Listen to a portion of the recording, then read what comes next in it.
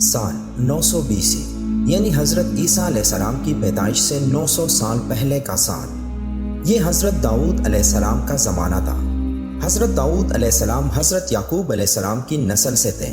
یعقوب علیہ السلام کا لقب اسرائیل تھا اور ان کی اولاد کو بنی اسرائیل کہا جاتا تھا۔ ہم ایک ایسے واقعے کا ذکر کرنے والے ہیں جو آج سے تقریباً 2900 سال پہلے بنی اسرائیل کے لوگوں کے ساتھ پیش آیا تھا، جو آج کے دور کے انسانوں کے لیے بھی ایک عبرتناک واقعہ ہے۔ ایک اندازے کے مطابق اس وقت تقریباً 70,000 لوگ اس شہر میں رہتے تھے، جو شہر بنی اسرائیل سے آباد تھا۔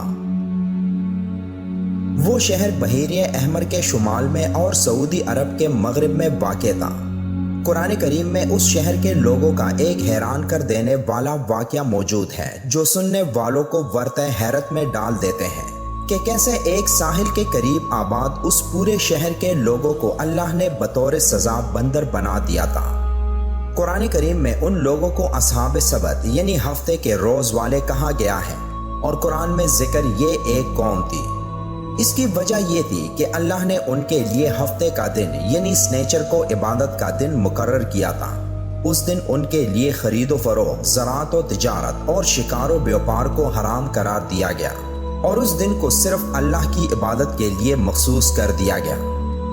اگرچہ بنی اسرائیل میں پہلے جمعے کا دن عبادت کے لیے مقرر تھا، لیکن بعد میں باہم اختلاف رونما ہوئے اور یہ طے پایا کہ سبت یعنی ہفتے کے دن کو عبادت کے لیے مقرر کیا جائے۔ اللہ تعالیٰ نے بھی ان کے اس اصرار کو دیکھتے ہوئے سبت ہی کو یوم عبادت مقرر کیا، لیکن اس میں مچھلی کے شکار کو حرام کر دیا۔ ان کے اس اختلاف کے سبب اللہ تعالیٰ نے ان کے لیے سنیچر یعنی ہفتے کا دن مقرر کیا، اور ساتھ ہی انہیں اس دن کو منانے کے تعلق سے سخت احکام دیے۔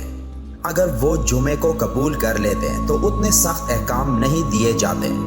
اس کے بعد جب نصارہ آئے تو انہوں نے سبت کے معاملے میں اختلاف کر کے اتوار کا دن اپنے لیے مخصوص کر لیا، لیکن امت محمدیہ نے اللہ کے فضل سے جمعے کے دن کو پا لیا۔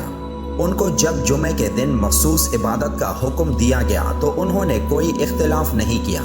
اس طرح جمعے کا دن، جس سے حقیقتاً ہفتے کا آغاز ہوتا ہے، امت محمدیہ کے حصے میں آیا۔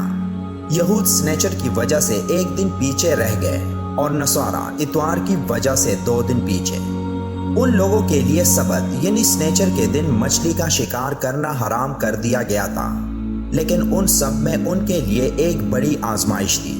وہ ہفتے کے 6 دن اپنا کام کاج کرتے اور پھر سبت یعنی ہفتے کے روز آرام اور عبادت کرتے۔ پہل سب کچھ ٹھیک جا رہا تھا، لیکن پھر اللہ نے ان کا اصل امتحان لینا شروع کیا۔ ہوا کچھ یوں کہ باقی دن جب وہ اپنے کام میں مصروف رہتے تو ہفتے کے علاوہ باقی ایام میں مچھلیاں دریا کی تہہ میں بیٹھی رہتی اور شکار بہت ہی مشکل ہو جاتا، مگر ہفتے کے دن مچھلیاں بالکل ہی اوپر تیرتی رہتی، حتیٰ کہ ان کو ہاتھوں اور کانٹوں سے پکڑنا بالکل آسان رہتا۔ کچھ عرصہ اسی طرح گزر گیا، پھر شیطان نے انہیں اکسایا کہ سنیچر کے دن تو تمہیں صرف مچھلیاں کھانے سے منع کیا گیا ہے، شکار کرنے سے تو نہیں، سو تم سنیچر کے دن مچھلیاں پکڑ کر دوسرے دن کھا لیا کرو۔ ان یہود میں سے کچھ لوگوں نے اس قانون میں چور دروازہ نکالا۔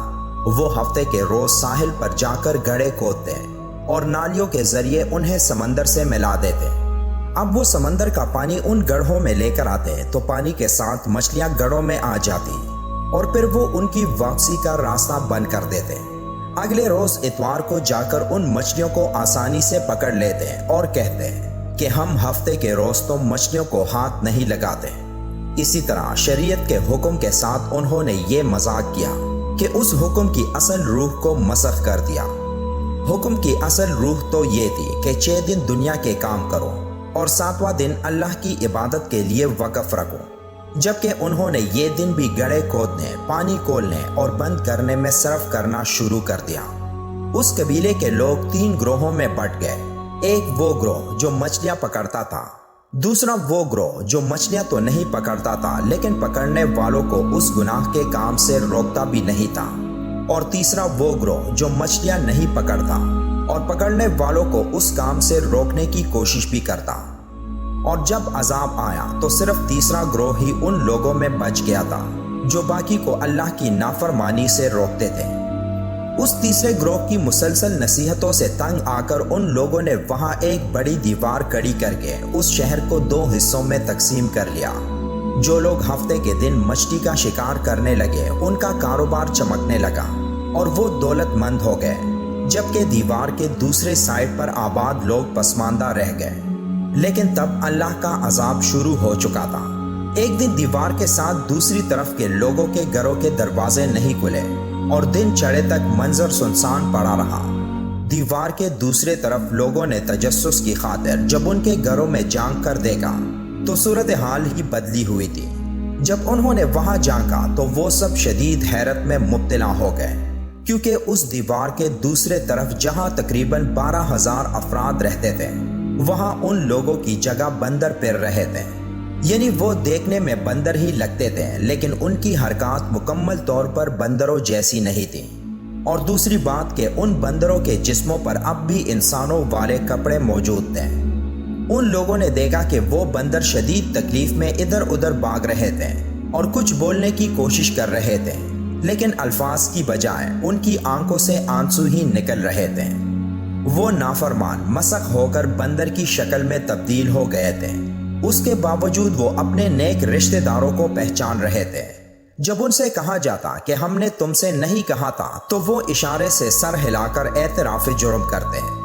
پھر 3 دن کھائے پیے بغیر وہ تمام لوگ جو بندر بن چکے تھے سب کے سب مر گئے، اور اس طرح 12,000 لوگ جو اللہ کے حکم کو چھوڑ کر شیطان کی پیروی میں جھک گئے، ان سب کو اللہ نے بندر بنا کر تباہ و برباد کر دیا۔ قرآن کی سورہ بقرہ کی آیت 65 اور 66 میں اللہ کا ارشاد ہے، اور تم ان لوگوں کو خوب جانتے ہو جو تم میں سے ہفتے کے دن مچھلی کا شکار کرنے میں حد سے تجاوز کر گئے تھے، تو ہم نے ان سے کہا کہ ذلیل و خوار بندر ہو جاؤ، اور اس قصے کو اس وقت کے لوگوں کے لیے اور جو ان کے بعد آنے والے تھے عبرت اور پرہیزگاروں کے لیے نصیحت بنا دیا۔ ابن ماجہ کی حدیث پاک نمبر 4059 میں حضرت عبداللہ بن مسعود رضی اللہ تعالیٰ عنہ سے روایت ہے کہ نبی کریم صلی اللہ علیہ وآلہ وسلم نے فرمایا، قیامت سے پہلے انسانوں کی صورتیں بدلے گی، وہ زمین میں دسیں گے اور ان پر پتھر برسیں گے۔ ایک اور جگہ اس حدیث کی وضاحت میں لکھا گیا ہے کہ قیامت سے پہلے کچھ لوگوں کی صورتیں بندر اور سور میں تبدیل ہو جائیں گی۔ اسی طرح ترمذی شریف کی حدیث پاک نمبر 2212 میں رسول اللہ صلی اللہ علیہ وآلہ وسلم نے فرمایا، اس امت کے اندر زمین میں دسنے، شکلیں بگڑنے اور آسمان سے پتھر برسنے کا عذاب نازل ہوگا۔ ایک صحابی نے عرض کیا، یا رسول اللہ ایسا کب ہوگا؟ تو آپ صلی اللہ علیہ وآلہ وسلم نے فرمایا، جب گانے اور ناچنے والی عورتیں اور گانے بجانے کا سامان عام ہو جائے گا، اور جب شرابیں سر عام پی جائیں گی۔ یہاں یہ وضاحت ضروری ہے کہ وہ لوگ جن کی صورتیں قیامت سے پہلے مسخ ہوں گی، یہ وہ لوگ نہیں ہوں گے جن پر اللہ کا عذاب پہلے آیا تھا، کیونکہ وہ لوگ 3 دن کے اندر ہی سب کے سب ختم ہو گئے تھے، جن کی نسل باقی نہیں رہی تھی۔ حضرت ابن عباس رضی اللہ تعالیٰ عنہ فرماتے ہیں کہ یہ قوم چند ہی گھنٹے زندہ رہی، جبکہ دوسری روایت میں یہ ہے کہ یہ قوم 3 دن کے اندر ہی مر گئی، نہ انہوں نے کھایا، نہ پیا اور نہ ہی نسل چلی۔ آج بھی جس تیزی سے دنیا کے حالات میں تبدیلی آ رہی ہے تو شاید وہ وقت دور نہیں جب اس امت کے لوگوں پر بھی وہی عذاب مسلط کیا جائے جو پہلے بنی اسرائیل پر کیا گیا تھا۔